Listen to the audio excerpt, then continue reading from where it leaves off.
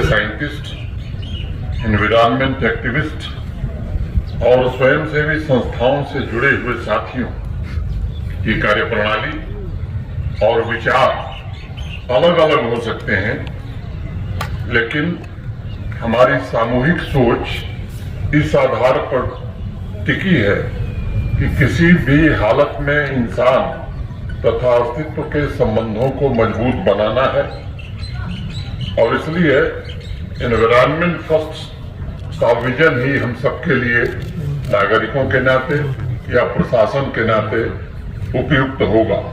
मुझे याद है 2009 में एक फिल्म आई थी जिसका नाम था अवतार। ये पूरी तरह से काल्पनिक फिल्म थी जिसमें यह दर्शाया गया था कि लैंड डिग्रेडेशन की वजह से मानव सभ्यता दूसरे ग्रहों पर जीवन के अनुकूल वातावरण के खोज में जुट गई। वह कल्पना उस समय एक फिल्म में की गई थी और आज ये हकीकत का रूप ले चुकी है और एक अनुमान के मुताबिक प्राकृतिक संसाधनों की हो रही क्षति की वजह से दुनिया की लगभग 3 बिलियन आबादी आने वाले भविष्य में प्रभावित होने वाली है। मुझे एक घटना का स्मरण है। 1962 में अमेरिका में एक किताब छपी थी, नाम था उसका द साइलेंट स्प्रिंग। उसकी राइटर थी रेचल कार्सन और उन्होंने वह किताब इसलिए लिखी थी कि अचानक उनके शहर में बसंत का मौसम बदल गया और बगीचों में पक्षी घूमते हुए गाते हुए नहीं बल्कि मरे हुए पाए जाने लगे। उन्होंने अध्ययन करके निष्कर्ष निकाला कि पेस्टिसाइड के अत्यधिक इस्तेमाल से लैंड का डिग्रेडेशन हो रहा है और उसकी वजह से पूरा इकोसिस्टम भी प्रभावित हो रहा है, जो पक्षियों की मौत का प्रमुख कारण बन रहा है। उन्होंने अपनी किताब में लिखा कि बिना पक्षियों की आवाज के समाज से जीवंतता गायब हो चुकी है। उस किताब के आने के बाद बड़ा हंगामा हुआ, वहां अनेक सेमिनार आयोजित किए गए और लोगों ने पहली बार यह स्वीकार किया कि मानव समाज और इकोलॉजी ये अलग अलग नहीं है बल्कि एक दूसरे से गहरे रूप से जुड़े हुए हैं। और मुझे लगता है कि जीवन को इंटीग्रेटेड रूप में ही देखा जा सकता है, उसे अलग अलग देखे जाने की संभावना बहुत नगण्य होती है। और इसलिए आज वर्ल्ड इन्वायरमेंट डे के अवसर पर जमीन और उससे जुड़े संसाधनों को सुरक्षित एवं संरक्षित रखने का संकल्प सबको लेना होगा। अभी जो बच्चा हम सबके सामने कह रहा था उसने ठीक कहा, ये जो परिवर्तन शब्द है ये प्रथम पुरुष एक वचन का है। First change is a word of first person singular number that is I. और मैं सभी नागरिकों से अनुरोध करूंगा कि इस प्रयास में एक एक कड़ी जोड़कर तथा प्रकृति के हर एक तत्व को ध्यान में रखकर लैंड रेस्टोरेशन के अभियान को हमें आगे बढ़ाना है और उसमें हर एक व्यक्ति की सक्रिय भागीदारी आवश्यक है। हमारी संस्कृति भी कहती है कि इंसान 5 तत्वों से बना है, जल, पृथ्वी, अग्नि, वायु तथा आकाश। और ये सभी तत्व एक दूसरे से जुड़े हुए हैं। पेड़ पौधों, नदियों के बिना मुझे लगता है जीवन की कल्पना असंभव है। और इसलिए एनवायरमेंट कंजर्वेशन से जुड़े हुए एक्टिविस्ट हों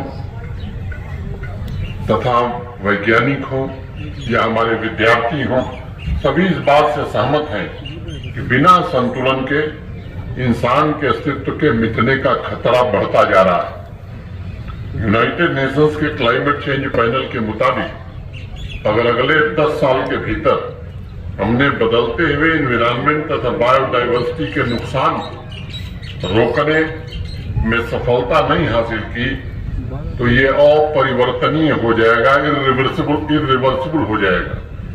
यानी इन्वायरमेंट को हो रहे नुकसान को रिवर्स करना असंभव हो जाएगा। हमें ये भी याद रखना होगा कि जब से ग्लोबल वार्मिंग की वजह से क्लाइमेट में हो रहे परिवर्तन की मॉनिटरिंग की जा रही है, तब से लेकर वर्तमान की स्थिति में फर्क आया है। कुछ वर्ष पहले एक रिपोर्ट छपी थी जिसमें साइंटिस्ट के ग्रुप ने लिखा था कि अगर सिर्फ 50 साल के आंकड़े पर ध्यान दिया जाए तो पूरे विश्व में जीवों की प्रजातियों में 70% तक की कमी आई। तमी कोड में मोबाइल वन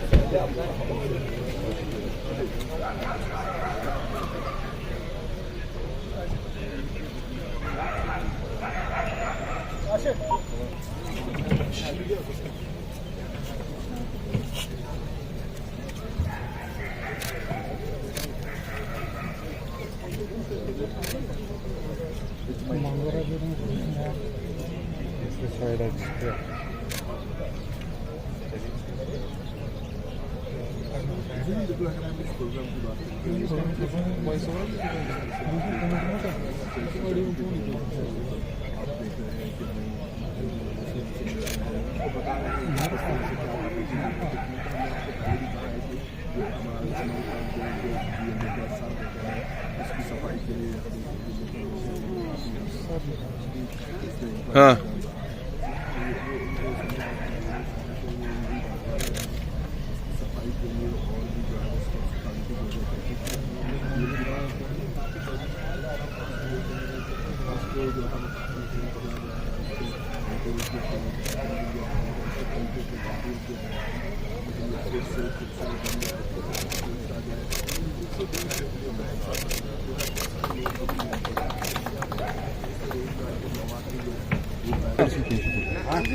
बस बस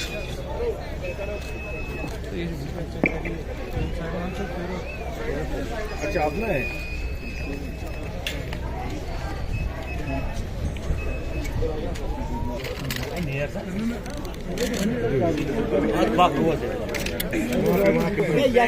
Scott University, a very warm welcome to the celebration of environment. अगर सिर्फ अंधेरे से है, हवा तो बेवजह ही मेरे खिलाफ है। हवा से कह दो कि खुद को आजमा कर दिखा।